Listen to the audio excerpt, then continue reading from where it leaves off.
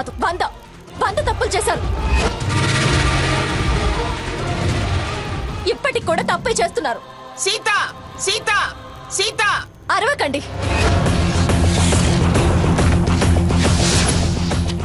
ముందు మేము అడిగే వాటికి సమాధానం చెప్పండి. ఆ భాగీరథి ఎవరు? మీకు ఆవిడకు సంబంధం ఏంటి? ఆవిడ ఈ ఇంటి చుట్టూ తన మనవరాలు వేసుకొని ఎందుకు తిరుగుతుంది? ఆ విషయం అడగాల్సింది దాన్ని, నన్ను కాదు. ఆవిడ చెప్పాల్సింది చెప్పింది కాబట్టే మిమ్మల్ని అడగాల్సి వచ్చింది. ఏమిటి అదక్కడ కీచి పంపిస్తే నువ్వు ఇక్కడికొచ్చి ఎగురుతున్నావా? కీ ఇవ్వడం కాదు, మీ ఘనకార్యాల గురించి చాలా క్లియర్ గా చెప్పింది. ఏమిటి అదేదో వాగితే దాని మాటలు నమ్మి నువ్వు నా మీద కేకలేస్తున్నావేమిటి?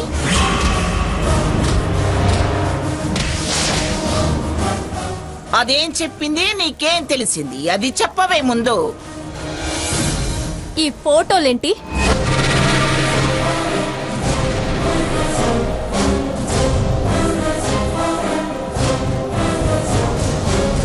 వీటి వెనక్కున్న కథ ఏంటి?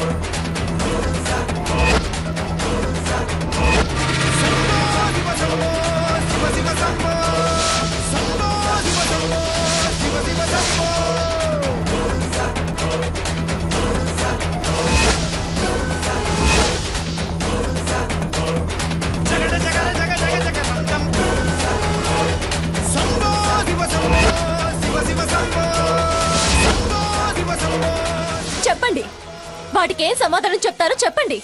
ఏముంది ఫోటోలో?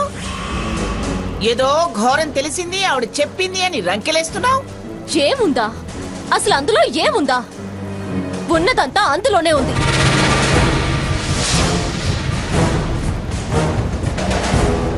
మీరు మా ఇంటికి వెతుక్కుంటూ సంబంధానికి వచ్చిన దగ్గర నుంచి ఉండాల్సిందంతా అందులోనే ఉంది.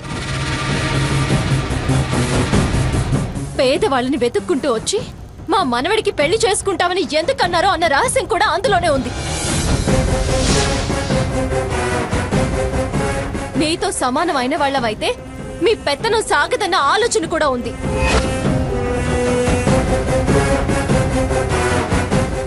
గొప్ప గుణం వెనక దాగున్న అసలు గుణం కూడా కనపడుతుంది.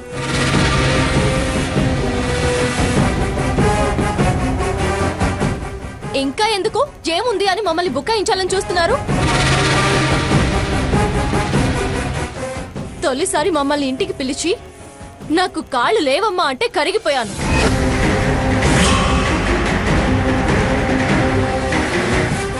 ఎంతో ప్రేమున్న వాళ్ళని ఒక అభిప్రాయాన్ని ఏర్పరచుకున్నాను.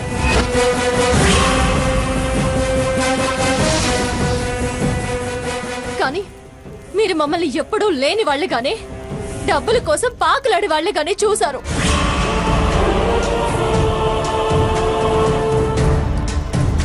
మీ మనవడు ఎందుకు నా విషయంలో అలా ప్రవర్తించాడో ఇప్పుడు నాకు అర్థమైంది. ప్రతిసారి మీ తప్పుల్ని కప్పిపుచ్చుకుంటూ మా మీద నిందలు వేస్తూ కాళ్లు పట్టించుకొని క్షమాపణలు అడిగించుకున్నారు.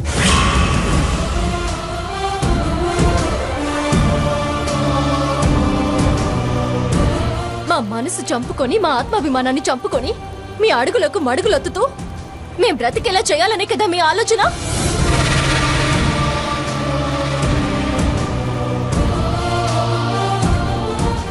మనసులో మరో కళ్ళని పెట్టుకొని మా మనసులకి కల్మషాన్ని అంటగట్టారు. ప్రేమాభిమానాల్ని వెక్కిరించారు. అరచేతుల్లో కర్పూరాలు వెలిగించుకొని మా గుణాల్ని మేమే నిరూపించుకునే పరిస్థితి కల్పించారు. ఆ రోజు దేవుడి గుళ్ళో బోరున ఏడుస్తూ ఎవరెందుకొచ్చారో నాకు తెలీదు అంటే ఎలా ఎలా మాట్లాడాడు మీ మనవడు. ఛ!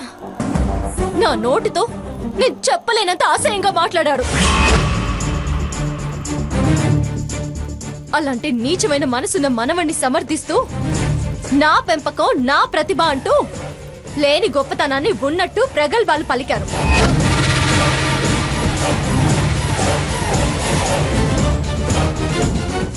మమ్మల్ని మీ అదుపాజ్ఞల్లో పెట్టుకోవడానికి మొత్తం మా కుటుంబాన్ని నరకయాతన పెట్టారు.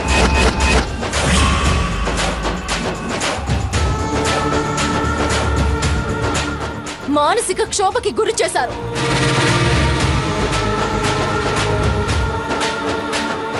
ఇదేనా మీ హుందాతనం? ఇవేనా మీకున్న ఆస్తిపాస్తులు?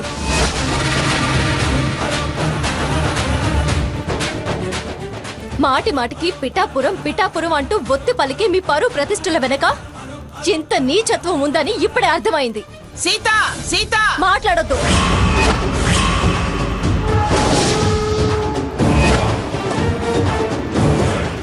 ఇంకా మీకు మాట్లాడే అర్హత లేదు.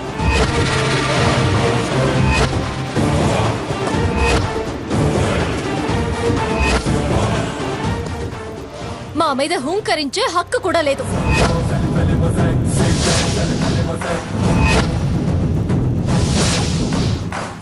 మనసు లేని వాణ్ణి మా బ్రతుక్కి ముడేసి మీ మాట నెగ్గించుకోవాలనుకున్నారు. ఇప్పుడు ఆ విషయం బయటపడింది. అతనేంటో అతని గుణమేంటో.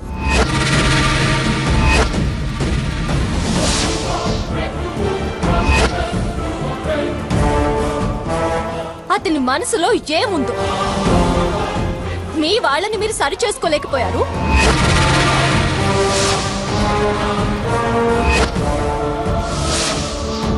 కానీ మమ్మల్ని తప్పుడు మనుషులుగా చిత్రీకరించాలని చూశారు.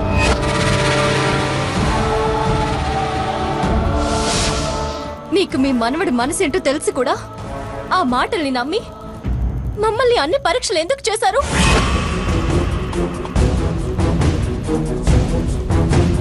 నా బ్రతుకుతో ఆడుకోవాల్సినంత పరిస్థితి ఎందుకు వచ్చింది? చివరికి పందిట్లో నింద వేస్తే గర్జించారే గాని తప్పని శిక్షించలేదే. ఏమిటి? ఏమో పిచ్చి ఫోటోలు 4 దొరికాయని పిచ్చి పిచ్చిగా మాట్లాడుతున్నావేమిటి? అవేమి పిచ్చి ఫోటోలు కాదు, నీ మనవడి పిచ్చేంటో చెప్పే ఫోటోలు. అసలు అతను ఎవరిని కోరుకున్నాడో, ఇంకా ఎవరి కోసం ఆరాడి పడుతున్నాడో స్పష్టంగా తెలియజెప్పే ఫోటోలు. అయినా ఇప్పటికి కూడా మీరు బయటపడడం లేదు. మమ్మల్నే సాధించాలని చూస్తున్నారు. మనసులో ఆ పిల్లుంటే మా జీవితాలతో ఎందుకు ఆడుకున్నారు? మీరసలు ఎలా చూస్తూ ఊరుకున్నారు అన్నదే మా ప్రశ్న. నన్ను నానా బాధలు పెట్టారు. తర్వాత నా చెల్లెలు వెంట పడ్డారు.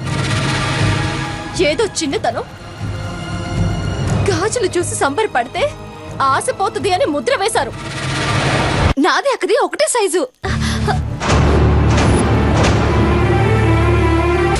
బంగారం వజ్రాలు చూస్తే కళ్ళు బయర్లు కమ్ముతాయా?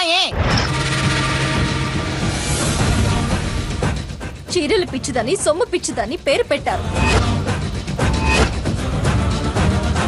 అదే మీ మనవడు అందిపుచ్చుకొని నువ్వు ఆస్తి కోసం వచ్చావే అంటూ వేధిస్తాడు. ఇప్పుడు కూడా వేధిస్తూనే ఉన్నాడు. చివరికి దాంతో కాపురం చేసి కూడా రంకంట కట్టాడు మీ మనవడు. నీతో కాపురమే గుర్తులేను నేను నీ బిడ్డకి తండ్రిని ఎలా ఒప్పుకుంటాను?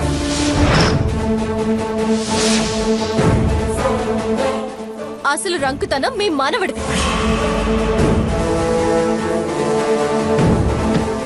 అది కప్పిపుచ్చుకోవడానికి, రహస్య సంబంధం సాఫీగా సాగించుకోవడానికి దీన్ని ఏకంగా బయటికి గెంటేయమన్నాడు. దానికి మీరు కండిషన్స్ అంటూ ఏ ఆడపిల్ల ఒప్పుకొని ఒక ప్రకటన చేశారు. ఈ 6 నెలలు అది ఇక్కడే ఉంటుంది. పురుడు పోసుకున్నాక DNA టెస్ట్లో అది వీడి సంతానమే అని తెలిస్తే అది కన్న బిడ్డని నేనే తీసుకుంటాను. దీనికి భరణం కింద 2 కోట్లు ఇస్తాను.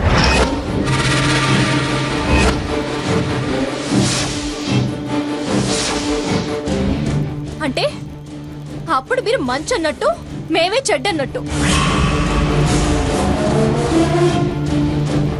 మీరే అన్ని తప్పులు చేసి చివరికి అవి మా మీద నెట్టడం ఏ ధర్మం, ఏ న్యాయం? మీ బుద్ధి ముందే కనిపెట్టింది. అందుకే మీరెంత, మీ లెక్కెంత అని మా అత్తగారు మిమ్మల్ని కాదనుకుని వెళ్ళింది.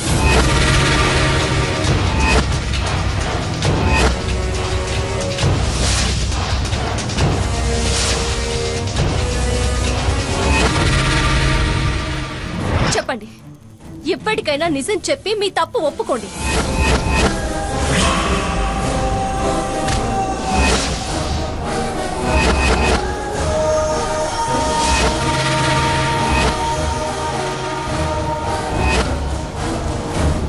అప్పుడే మీది పెద్ద మనసని, మీది పెద్దతనమని మేము ఒప్పుకుంటాము. సీత, అప్పుడేదో అనుకున్నాం, చిక్లిపోయింది.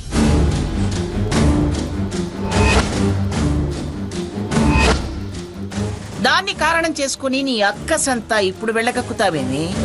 అక్కస్సు కాదు, పడ్డ ఆవేదన.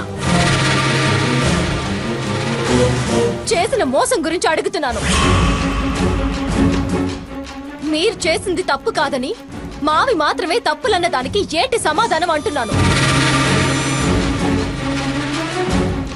చివరికి ఆ కోయిదొర సాక్ష్యం ఉందన్నా కూడా సాకేత్ స్వర్ణదే తప్పు అని అంటున్నాడు. అందుకే కారణం ఇది అంటున్నాను. మీరు దీన్ని బిడ్డని కనిచి వెళ్ళు అన్నారు. డబ్బు మొహాన్ని కొడతానని కూడా అన్నారు. అది ధర్మం కాదని, తప్పంతా మీదే అని వివరంగా చెప్పాల్సి వస్తుంది. ఎప్పుడో ఏదో అనుకున్నాం, అది జరగలేదు. దానికి వీడికి ఏదో ఉన్నట్టు, దానికి ఫోటోలే సాక్ష్యం అన్నట్టు మాట్లాడతావేంటే?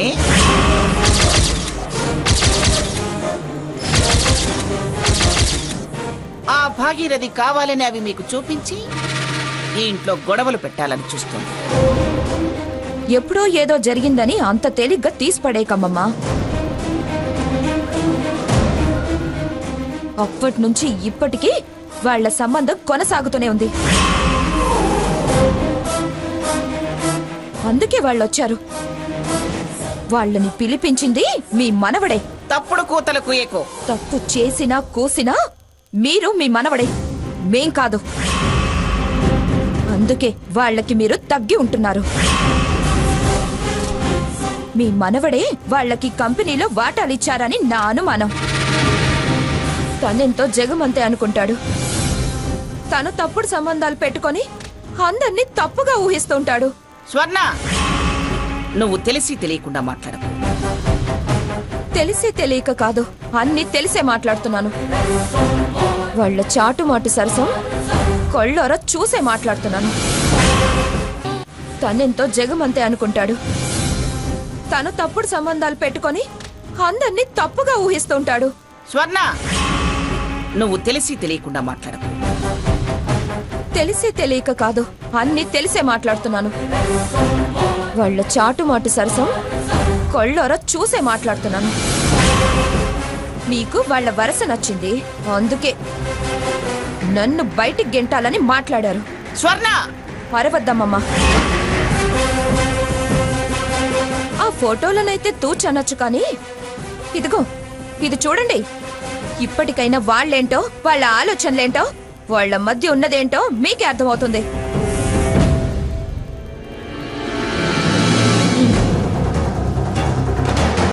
మళ్ళీ ఆ పెద్ద రాక్షసి చిన్న రాక్షసిని ఇంటికి తీసుకొచ్చింది కదా. అయినా నీ ఫీలింగ్స్ మంచైనా చెడైనా షేర్ చేసుకోవడానికి నేనున్నాను కదా. నా వాళ్ళంతా పరాయి వాళ్ళలా శత్రువుల్లా మారారు. నన్ను ప్రతిక్షణం మానసికంగా చిత్రవధ చేస్తున్నారు. సాకే, నీకు నేనున్నాను.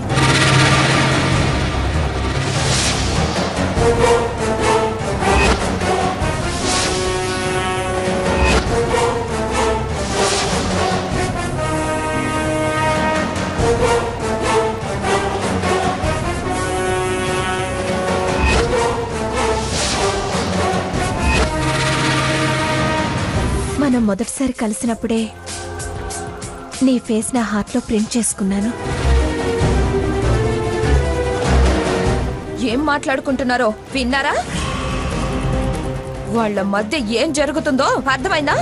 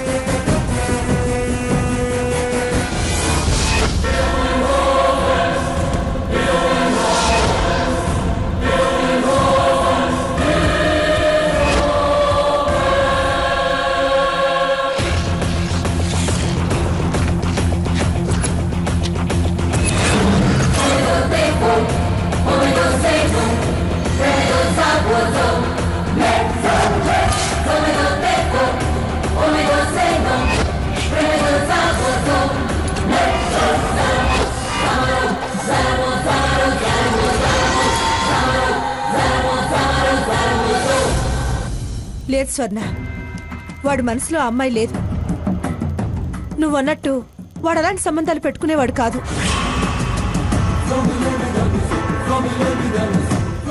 ఏదో నీ మీద కోపంతో అలా మాట్లాడుంటాడు. అయినా ఆ అమ్మాయి మాటలే కాని వీడి మాటల్లో ఏం లేదు అంటారు.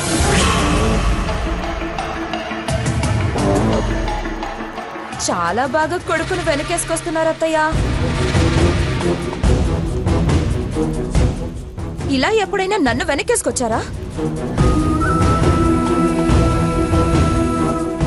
వాడి జీవితంలో ఇలా ఓ విషయం జరిగిందని మాట వరుసకైనా నాకు చెప్పారా?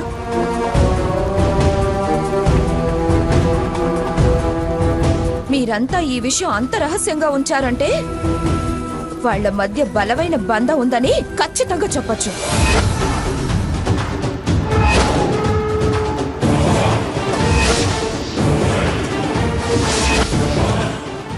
తప్పు తాను చేస్తూ నా మీద నిందలేస్తాడా?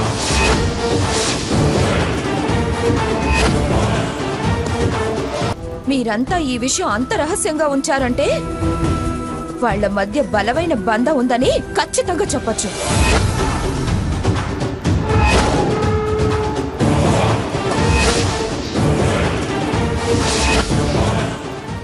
తప్పు తాను చేస్తూ నా మీద నిందలేస్తాడా?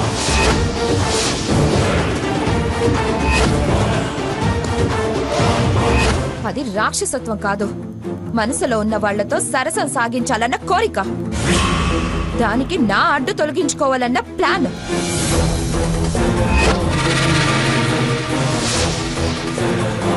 నన్ను సాగనంపి దానికి స్వాగతం పలకాలనేగా ఈ నానమ్మ గారి మనవడ గారి ఆలోచన. లేనిపోని అబద్ధాలు మాట్లాడకు స్వర్ణ. వాడు మూర్ఖంగా ప్రవర్తించచ్చేమో గాని దాన్ని వాడి జీవితంలోకి తెచ్చుకోవాలన్న ఆలోచన మాత్రం వాడికి లేదు. అబ్బా, అంత కరెక్ట్ గా ఎలా చెప్తారు? జీవితంలోకి కాకపోతే గెస్ట్ హౌస్ లోకి ఆహ్వానించాలనుకుంటున్నాడు. దాని మీద అంత మోజుండకపోతే నాతో ఎందుకు కలిసి ఉండట్లేదు?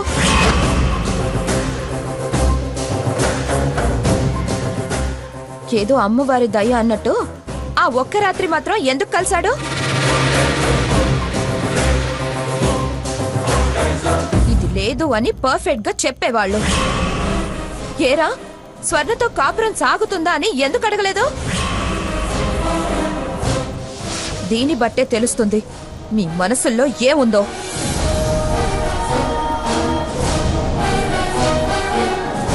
కాపురానికి వచ్చిన తొలి రోజు నుంచి వేధిస్తుంటే ఏదో అనుకున్నాను, తరువాత పేదవాళ్ల విషయం అనుకున్నాను.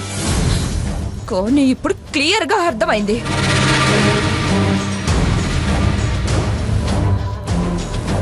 తరానికో జోడు పెళ్ళాళ్ళ వాళ్ళు మీ వంశంలో ఉండటం ఆనవాయితీ ఏమో.